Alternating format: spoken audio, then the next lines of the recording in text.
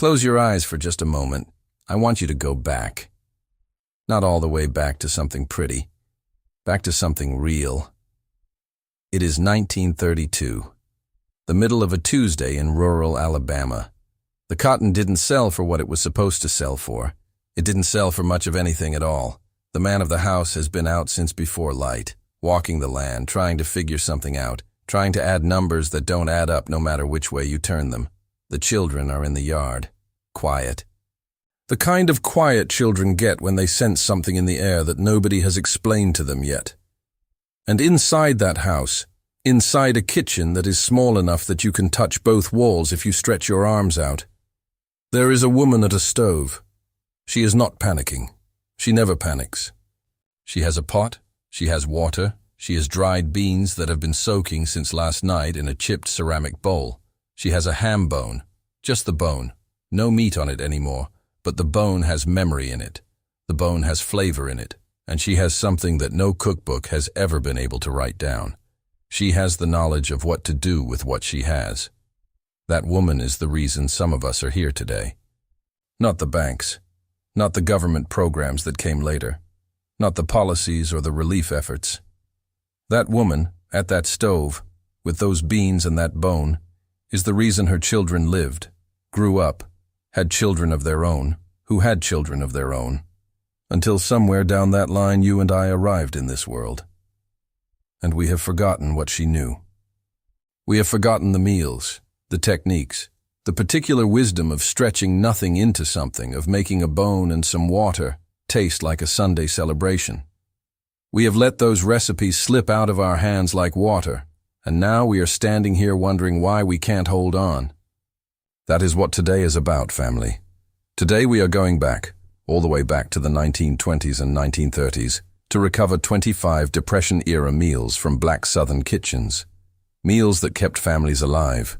Meals that were born out of necessity, but became, over time, something nobody planned on. They became culture. They became love. They became the food that people remember when they close their eyes and think about home. Hey family, I'm James. And today we are talking about something that doesn't get talked about enough. We are going into the Great Depression, into the Black Southern kitchen specifically.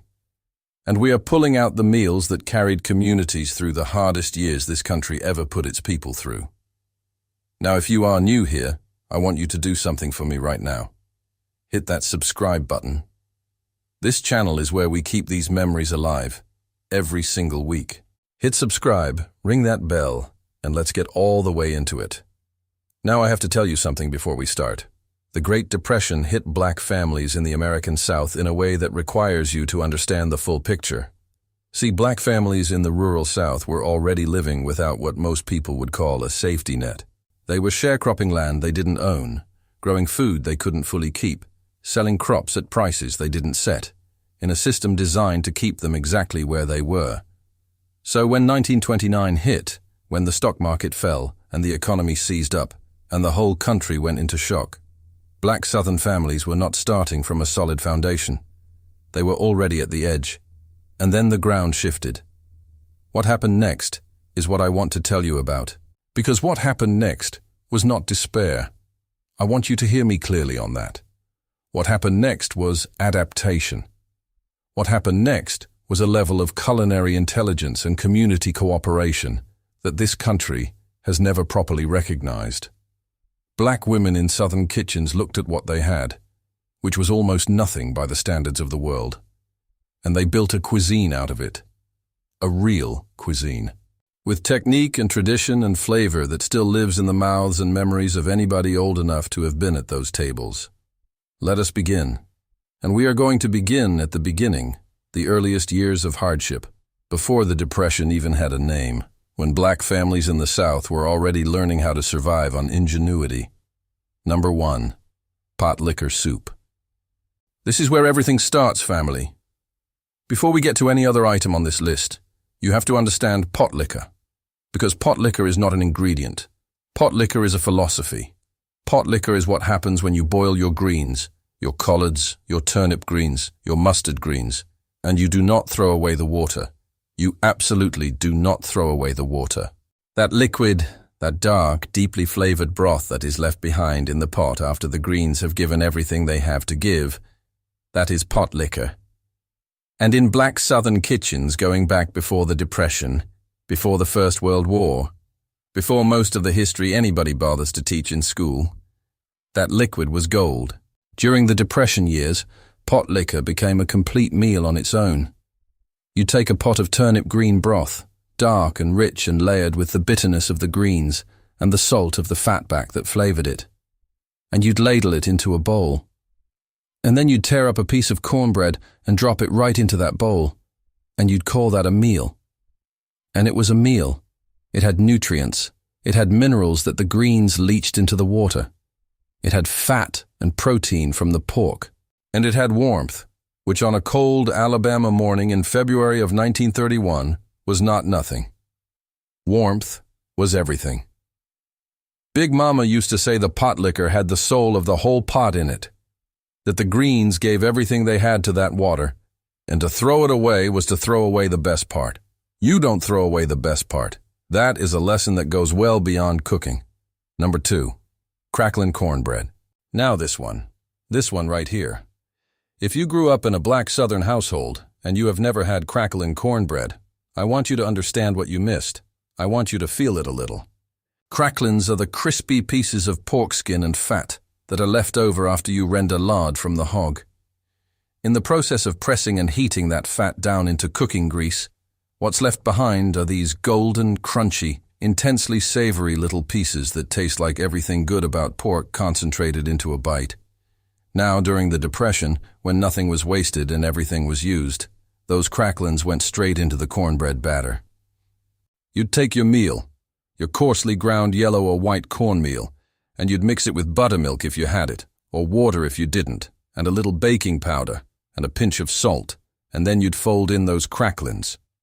And that batter went into a cast-iron skillet that had already been heated up and greased. And when that cornbread came out of the oven, the cracklins had given it a flavor that was unlike anything else in this world. Savory and rich and slightly smoky and satisfying in a way that went deeper than just hunger. It satisfied something else. Something that needed to feel like abundance even when abundance was nowhere in sight. That cornbread fed people who had nothing else on the table. And they were not sorry for it. They were grateful. That is a kind of grace that we have mostly forgotten how to practice. Number 3, salt pork and dried beans. By the time the Depression was fully underway, by 1931, 1932, the pantry staples that were keeping black Southern families alive were few and consistent. Dried beans, salt pork, cornmeal, and lard. Those 4 things, in the hands of a woman who knew what she was doing, could sustain a family for a week. Salt pork is not something most people reach for today. It's pork that has been cured in salt. No smoking, just salt. And it is intensely flavored and deeply fatty. You didn't eat it straight. What you did was cut a piece and put it in the bottom of a pot with your dried beans and your water and whatever aromatics you had on hand. An onion if you had it, a piece of garlic, a dried red pepper that had been hanging in the kitchen all winter. And you let it all cook together for hours. What came out was not a sparse meal. What came out was thick and creamy and deeply satisfying. The beans absorbed all that salt and fat and pork flavor and cooked down into something that had body and richness, and you served it over rice if you had rice, or with cornbread, and you ate it until you were full. Because the point was to be full. The point was to survive. And these beans, pinto beans, navy beans, black-eyed peas, whatever was in the pantry, they made that possible every single time. Number 4, hoe cakes. Before the Depression, hoe cakes were already a staple, but during the Depression, they became something closer to a lifeline. A hoe cake is the simplest thing in the world. Cornmeal, water, salt, a little fat, and heat. That is it. Some people added a little flour if they had it. Some added a little sugar. But at its most basic, a hoe cake is cornmeal and water cooked on a griddle or in a skillet until it forms a flat, golden cake with crispy edges and a soft interior that is almost steamy when you break it open. The name comes from a story that is probably true. That field workers during slavery times, out in the rows far from the kitchen, would mix their cornmeal and water and cook it on the flat side of a field hoe held over an open fire at lunchtime. I do not know if every hoe cake was made that way, but I know that the recipe requires so little, so genuinely little, that it is the kind of food that can be made anywhere, by anyone, with almost nothing. During the Depression, hoe cakes were breakfast. They were lunch. They were what you ate when the children were hungry, and supper wasn't for 3 more hours. You could make a batch in 15 minutes, and they would fill you up, and they cost almost nothing. And if you had a little bit of cane syrup to pour over them, or some sorghum, they were not just survival food. They were good. Number 5, neckbone soup. The hog was the center of black Southern foodways in a way that no other animal could match. And the reason for that was simple. Black families, for most of their history in the American South, had access to the parts of the hog that nobody else wanted. The feet, the ears, the tail, the head, the neck. And those parts, through decades of practice and necessity, became the foundation of some of the most deeply flavored dishes ever made in this country. Neck bones are exactly what they sound like. The bones of the neck of the pig, with meat still clinging to them in all the places you have to work to find it. They are cheap. They were cheap then, and they are still cheap now compared to anything else at the butcher. And when you put neck bones in a pot of water with an onion and some garlic and some black pepper and let them simmer, really simmer, low and slow, for 2 or 3 hours, what happens is a kind of transformation that feels almost impossible. The fat renders into the broth. The collagen in the bones dissolves into the liquid and gives it a thickness and a body. The meat, which is a deeper, richer flavor than any prime cut, loosens itself from the bone and falls into the soup. And what you have is a bowl of something that tastes like it cost much more than it did. It tastes like effort. It tastes like care. It tastes like someone spent the whole day on it, which in fact they did. Children in Alabama and Georgia and Mississippi sat down to that soup with a piece of cornbread and a glass of water, and they were nourished. Body and soul. Number 6, peanut soup. Here is one that surprises people, and it shouldn't, because peanuts, or ground nuts, as they were often called, were a deeply important crop across the Black Belt of Alabama and into Georgia and the Carolinas. George Washington Carver, working out of Tuskegee during these exact years, was publishing his famous bulletins on the 101 uses of the peanut, trying to give black farmers a crop they could grow and sell in the wake of the boll weevil that had devastated cotton across the South. And in kitchens, peanuts became something remarkable. Peanut soup, made from roasted peanuts that had been shelled and crushed and then dissolved into a broth of water or meat stock, seasoned with onion and salt and sometimes a little red pepper, was thick and rich and protein-dense in a way that few other ingredients could match. It was filling in a way that surprised people who had never had it. It was warm and slightly sweet and savory all at once. Now this soup has West African roots that go back long before the Depression. It was a tradition brought over in the holds of ships and planted in southern soil, where it grew and changed and became something new without losing the thread of what it came from. During the Depression it was revived in earnest because peanuts were what people had, and peanut soup turned that common crop into something that could feed a family for 2 days off one pot. Number 7, sweet potato and lard biscuits. The sweet potato was as important to the black Southern diet as any single food could be. It grew readily in southern soil, kept well without refrigeration for months in a root cellar or a cool back room, was nutritious enough to sustain a person through hard physical work, and it tasted sweet, naturally, genuinely sweet, in a diet that had very little sweetness in it otherwise. During the Depression, sweet potato got incorporated into everything, including biscuits. You'd mash a cooked sweet potato and work it into your biscuit dough, along with lard and flour and a little salt and baking powder, and what you got was a biscuit that was slightly orange and slightly sweet and incredibly tender. The sweet potato kept the biscuits moist in a way that plain flour biscuits sometimes didn't, and they had a depth of flavor that felt somehow like a treat, even when the only other thing on the table was a bowl of beans. Big Mama made sweet potato biscuits on Saturday mornings. Not because Saturday was special, because she had sweet potatoes and she knew what to do with them. That knowing, that quiet, unhurried, confident knowing, is what I am trying to recover when I talk about this food. Number 8.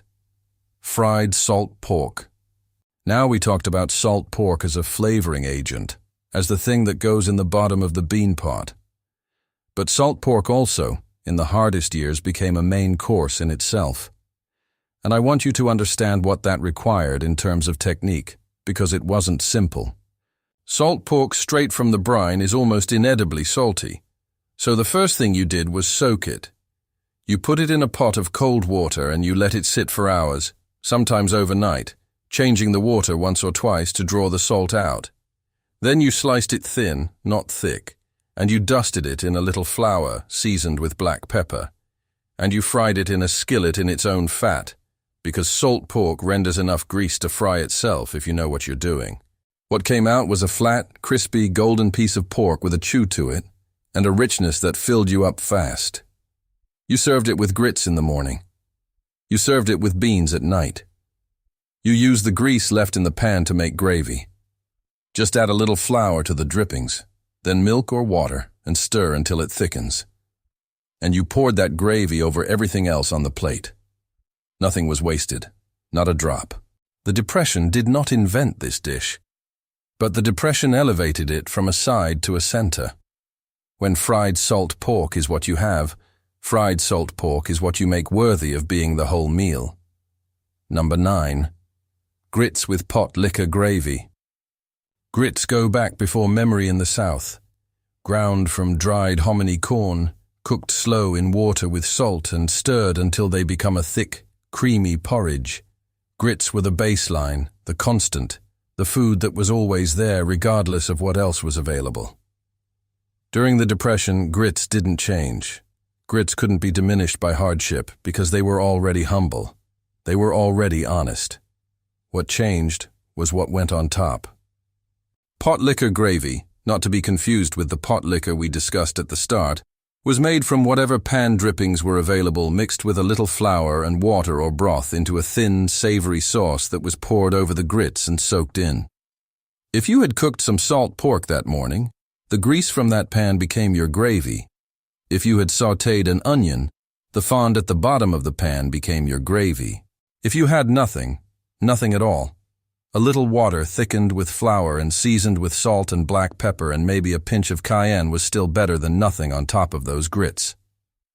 And those grits, with that gravy, in a bowl, early in the morning, before a long day of hard work, that fed a person, that genuinely, substantively fed a person in a way that carried them through. The caloric reality of it, yes, but also the warmth of it, the ritual of it. The fact that somebody made it and put it in front of you meant something that went beyond nutrition. Now, family, let me stop right here for just a moment, because I want to ask you something. I need to hear from you. These recipes I'm telling you about today, these are just a fraction of what those women knew. And I know there are folks watching this right now who still remember something specific. Maybe it wasn't called by any particular name. Maybe it was just what your grandmother made on Thursday nights when the week had been hard. What is that dish? The one that nobody in your family makes anymore? The one that you can still taste if you close your eyes? Drop the name in the comments right now. Tell me what it was made of if you know. I want to build a list from your memories, and I read every single one. Now let's keep going, because we are moving now into the middle years of the Depression, 1933, 1934, 1935. The New Deal programs have started to come in, but they are not reaching black families the way they are reaching white families. Black workers are excluded from many of the programs by design. The Agricultural Adjustment Act pays farmers to reduce crops and let fields go fallow, but the payments go to white landowners, not to black sharecroppers who have been working that land for generations. The kitchens adapt. The kitchens always adapt. Number 10. Dried pea soup with fatback. Different from the bean soup we talked about earlier, and I want you to appreciate the distinction, dried pea soup has its own particular character. Field peas, black-eyed peas, Crowder peas, pigeon peas. These legumes were grown in kitchen gardens throughout the South, dried and stored in burlap sacks or tied cloth for the winter months. And when the Depression made everything else scarce, the dried peas in the back of the pantry became the meal. You'd rinse your peas and put them in a deep pot with a good piece of fat back.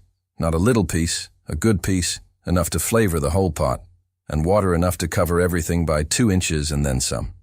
And you let that cook for hours, until the peas gave up their starch and thickened the broth into something that was halfway between a soup and a stew, and the fatback had distributed its fat and its salt throughout every spoonful.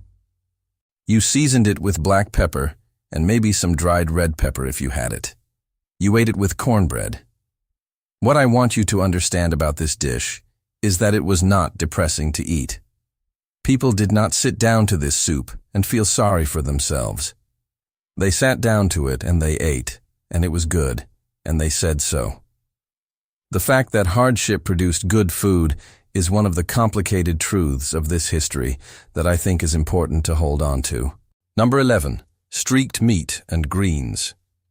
Streaked meat is another name for what some people call fatback and what others call side meat, a cut of cured pork that runs in alternating streaks of fat and lean through the belly or the side of the pig, depending on how the butcher broke it down. In the Depression South, a piece of streaked meat was not luxury. It was a working ingredient. It went into the pot with greens.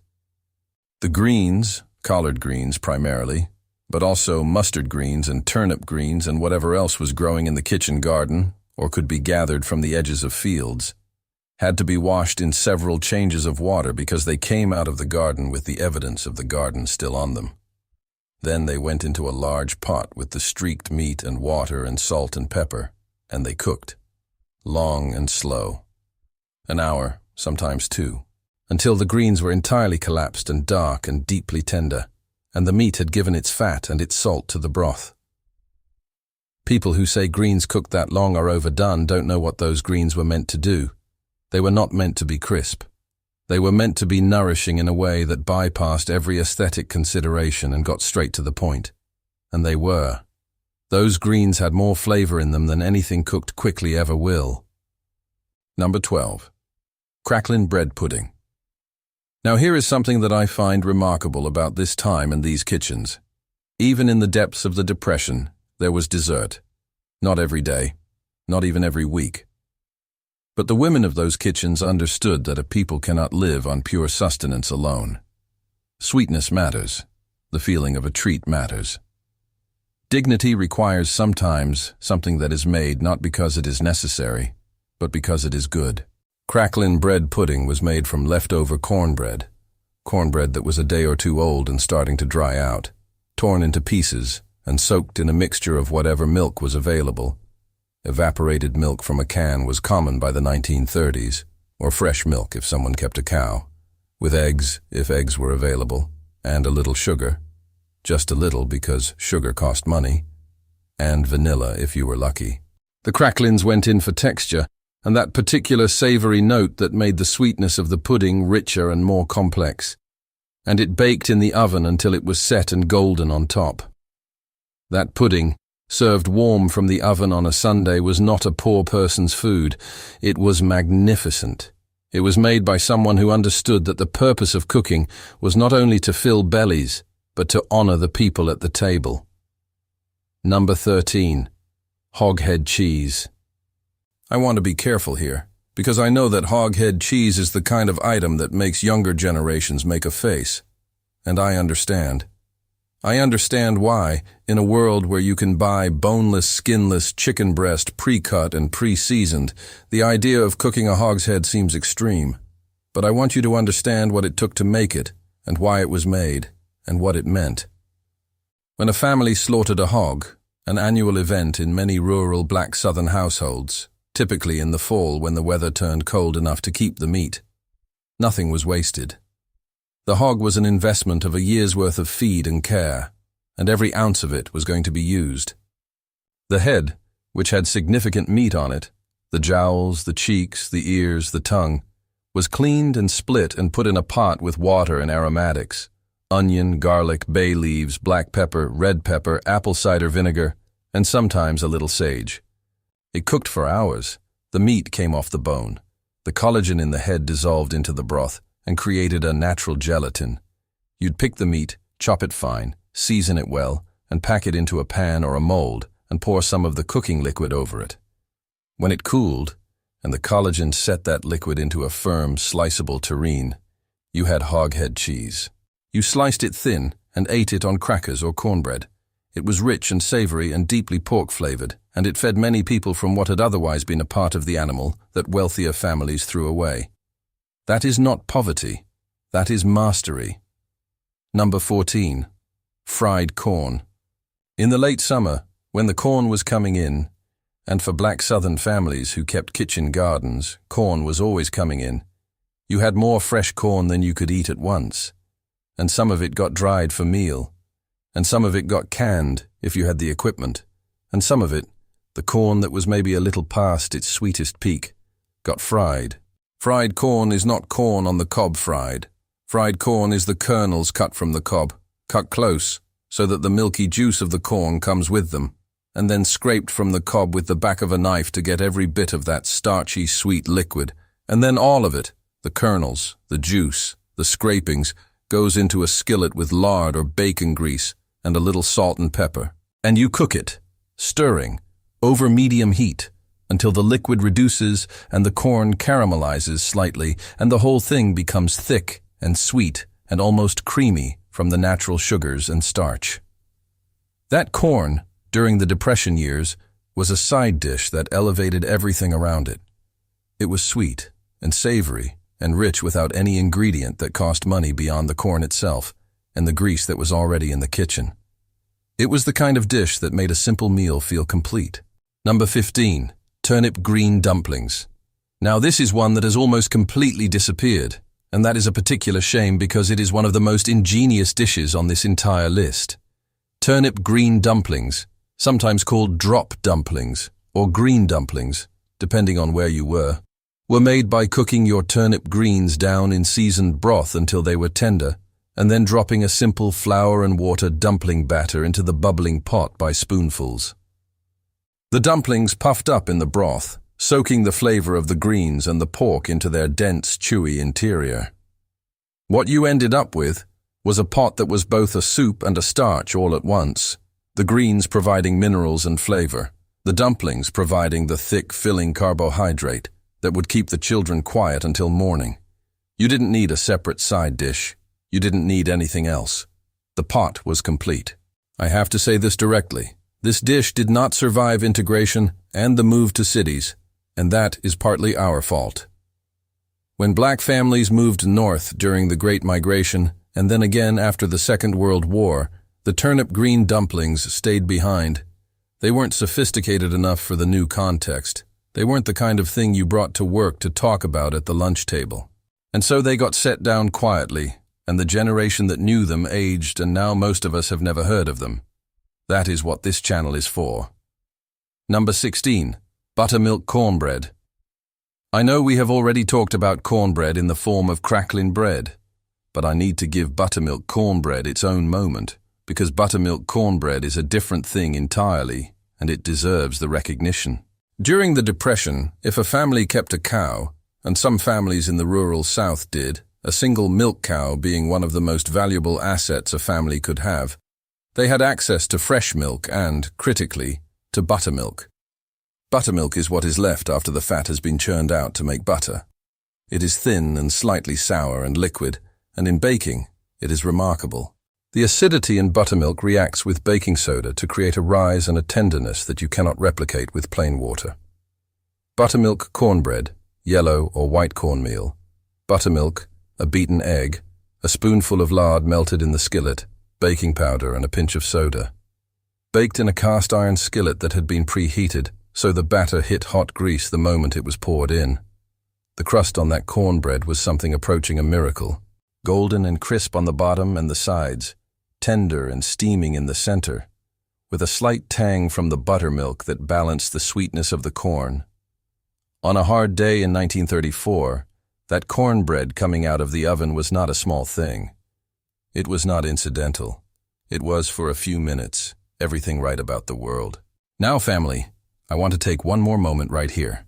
Because these recipes, these 25 dishes I'm sharing today, they are just a fraction of what those women carried in their heads.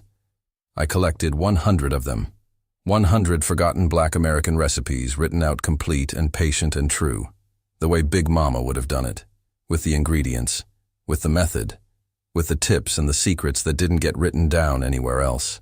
It's called the Soul Roots Cookbook. The link is in the description and it's pinned right at the top of the comments. If you scan that code on your screen right now, you can get there that way too. These recipes are almost gone, family. Don't let them go. Let's keep going. Because we are moving now into the latter half of the Depression, 1936, 1937, 1938, and the kitchen is getting more inventive, not less. Hardship has had the time to sharpen these women into something extraordinary. Number 17. Hog maw and cabbage. Hog maw is the stomach of the pig, cleaned and prepared for cooking.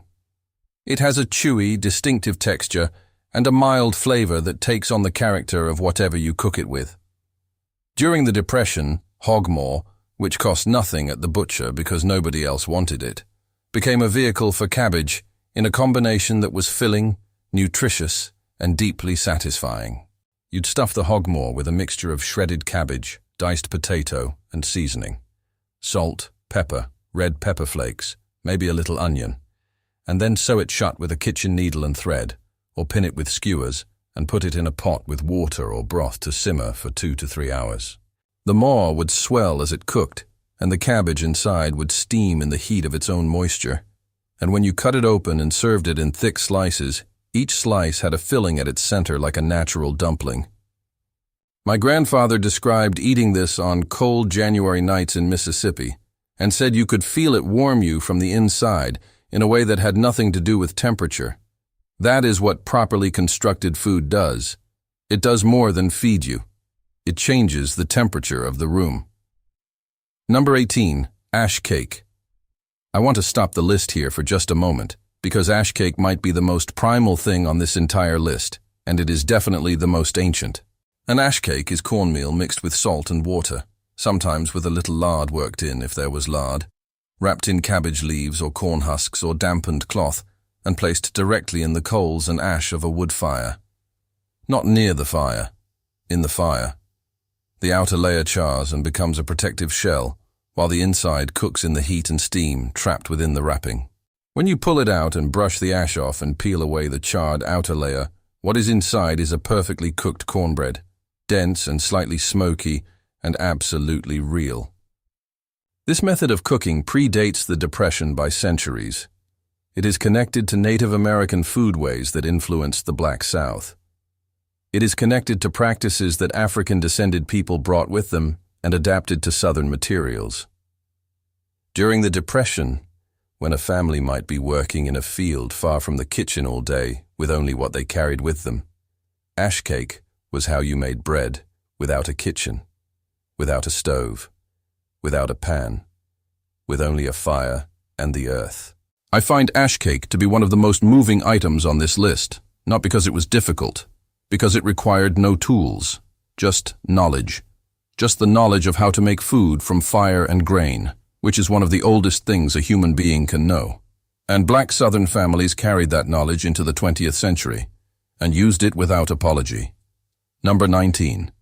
Chitterlings with vinegar sauce. I have to address this one head-on because chitterlings, or chitlins as they have always been called in spoken Black Southern English, are one of the most contested foods in this entire tradition. People have strong opinions. Those opinions often say more about class and respectability politics than they say about the food itself. Chitlins are the small intestines of the pig, cleaned thoroughly, and I mean thoroughly. The process of cleaning them is significant labor, and then cooked for a long time in seasoned water until they are tender. The smell during cooking is extremely particular, and not something everyone finds pleasant. This is well known. It is not a secret. But the people who have eaten properly prepared chitlins with a sharp vinegar-based sauce on the side at a table surrounded by family on a cold December night will tell you that the result of all that labor and all that smell is a food that is unlike anything else. During the Depression, chitlins were free. They were the part of the hog that nobody else wanted, and they were given or sold for almost nothing to the families who knew what to do with them. And those families did what black Southern cooking always did. They put in the work that made the cheap thing worth having. They cleaned them, they cooked them slowly, they seasoned them carefully, and they served them with vinegar sauce, sharp apple cider vinegar with crushed red pepper that cut through the richness and made the dish sing. Chitlin cookouts became a tradition. They became a community event. People gathered because the smell traveled, and if you knew what that smell meant, you came. You didn't stay away. You came and you brought something and you sat down and you ate together. That is a tradition that deserves to be honored without embarrassment. Number 20. Skillet rabbit. By the late 1930s, the Depression was showing the first signs of its long withdrawal, but black families in the rural South were still largely outside the recovery, and so the kitchen gardens continued to matter, and the woods continued to matter, and the rabbits that came into those gardens continued to be caught. Wild rabbit, skinned and cut into pieces and soaked in salted water to mellow the flavor, was fried in a cast-iron skillet in lard until the pieces were golden and cooked through.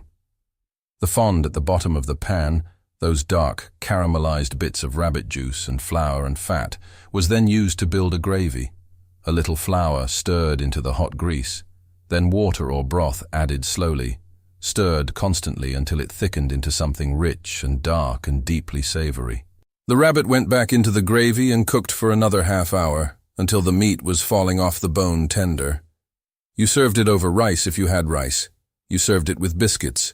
You served it with whatever was on the table, because the rabbit and the gravy were the event, and everything else was just the frame.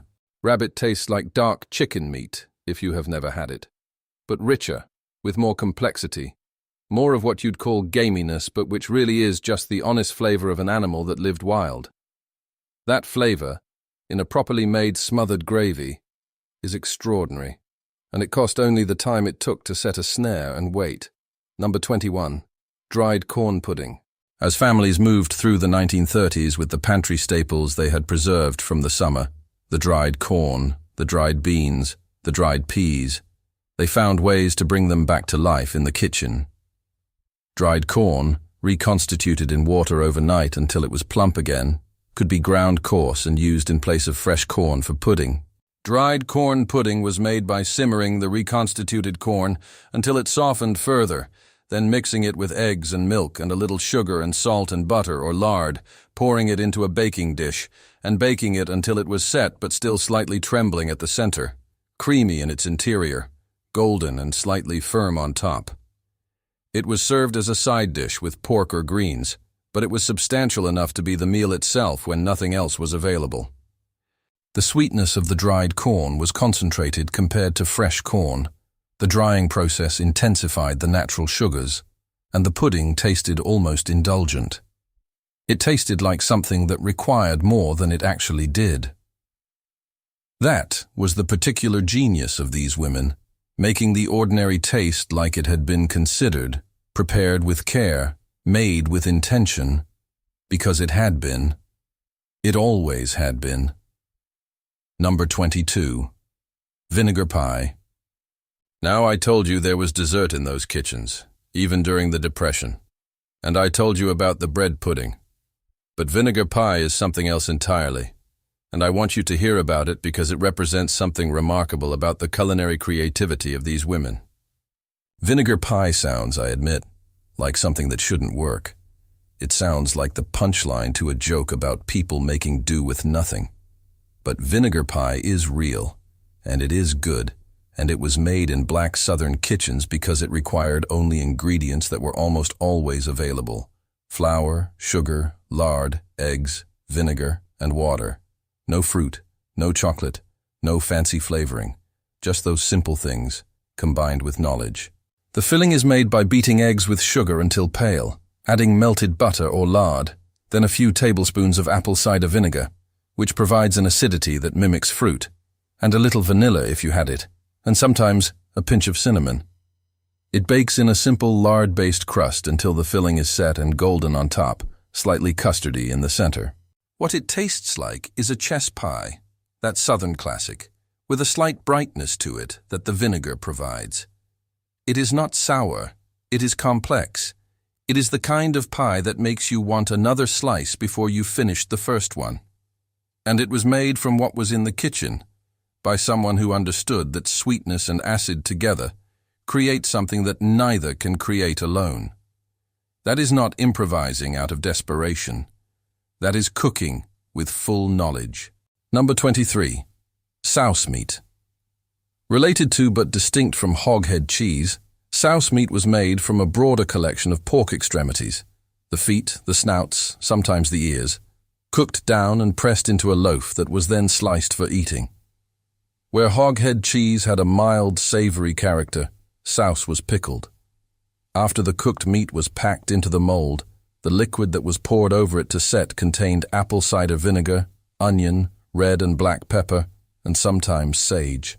The acid from the vinegar penetrated the meat as it cooled and gave souse a sharp, tangy quality that made it different from any other pork preparation. You ate it cold, sliced thin, on crackers or cornbread. It lasted in a cool place for days, longer than most other cooked meats, which was part of its value. You could make it on Saturday, when the women had time for the labor of cleaning and cooking those extremities, and it would feed the family through the middle of the next week. The preservation tradition that souse represents goes back to before refrigeration, before the Depression, before most of recorded Black American history.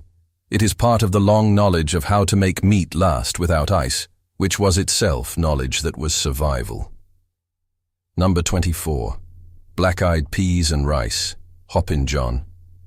I have saved Hoppin' John for the near end of this list deliberately, because I want you to feel the full weight of it before I say what I need to say about it. Hoppin' John, black-eyed peas and rice cooked together with smoked pork, onion, and seasoning into a unified dish, is one of the great creations of African-American foodways.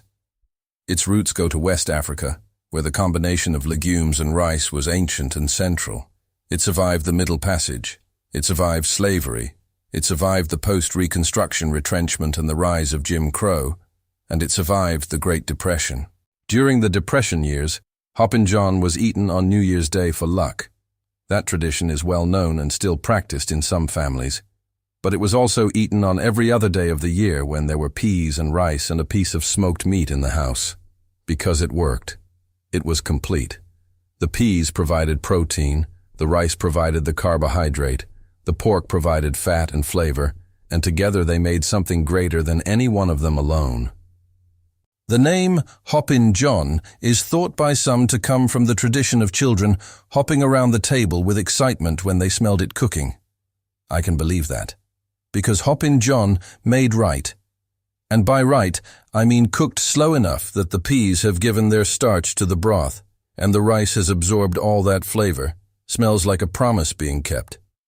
It smells like everything is going to be all right, and that is what these Depression-era families needed. They needed food that smelled like everything was going to be all right. They needed to sit down and eat something that said, "You are still here. You are still feeding your family. You are still making a home. No administration, no market crash, no drought or boll weevil or broken promise can take this pot from you." They sat down to Hoppin' John and they believed that, and they were not wrong. Number 25. Sweet potato pie. Family, I have brought you all the way through the Depression now, through the leaner early years, through the grinding middle years, through the slow and uneven recovery of the late 1930s, and I want to end where Black Southern cooking has always known how to end, with something sweet that does not apologize for being sweet. Sweet potato pie is not pumpkin pie. I want to be clear about that because there are people who conflate them, and they should not. Sweet potato pie, made right, has a depth and a warmth and a particular flavor that pumpkin cannot approach. Sweet potatoes, roasted until they are entirely soft and their natural sugars have begun to caramelize inside the skin, are scooped out and mashed and combined with eggs, butter, evaporated milk, sugar, cinnamon, nutmeg, vanilla, and sometimes a little allspice or ginger if the cook had a particular hand with spice. It bakes in a simple crust and comes out silky and dense and deeply orange. Not the pale yellow of pumpkin pie, but the rich, saturated orange of the sweet potato, which the spices deepen further into something almost amber by the time it is done. You serve it at room temperature, sometimes with cream if there was cream, most often without, because it needed nothing. During the Depression years, sweet potato pie was the holiday pie, the Thanksgiving pie, the Christmas pie, the pie that appeared on the table at the end of the hardest years and said, "We are still here. We still celebrate. We still make the things that are worth making. Even when making them requires sacrifice. We still set the table right and put something beautiful on it and gather around it together." That pie is not just food. It is a declaration. It is a declaration that no amount of hardship has the power to take away the essential human need for something made with care and shared with love. That is what every single dish on this list has been telling you, family. In one way or another, every pot of pot liquor, every ash cake pulled from the fire, every pan of crackling bread, every smothered rabbit and every hog maw and every vinegar pie and every bowl of Hoppin' John. They were all saying the same thing. We are still here. And we made it beautiful anyway. Now family, you have been here with me through this entire video, and that tells me something about you. It tells me you understand that what we have been talking about today is not history in the distant, dusty sense of the word. It is memory. It is inheritance. It is the record of how people who had almost nothing built a kitchen tradition that the whole world has learned from without always giving credit for. I know some of you are thinking, I'll look up how to make one of these. I'll call my aunt. I'll write it down before the last person who remembers is gone.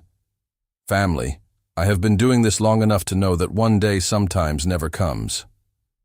That is why I spent years putting together the Soul Roots Cookbook, 100 Forgotten Black American Recipes, written out complete, with every ingredient, every measurement, every tip and secret that Big Mama knew and never wrote down because she expected someone else to carry it. The link is in the description and it is pinned at the top of the comments right now. Scan the code on your screen if that is easier. These recipes are almost gone. You can keep meaning to get to it. Or you can have it all in one place today. I did my part.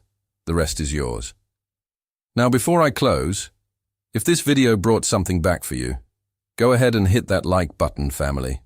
Subscribe if you haven't already so you are here every time we do this. And drop a comment. Tell me the Depression-era dish or the hard times recipe your family made that you have never seen on any menu anywhere. Tell me what it was called, or what was in it, even if you don't know the name. I read every single one, and I promise you somebody watching this right now had a grandmother who made the same thing. Share this video with someone in your family who still carries these recipes in their head and hasn't written a single one down. This might be the thing that makes them do it. Subscribe. Because next time we are going somewhere just as real and just as necessary as today. I'll see you next time, family.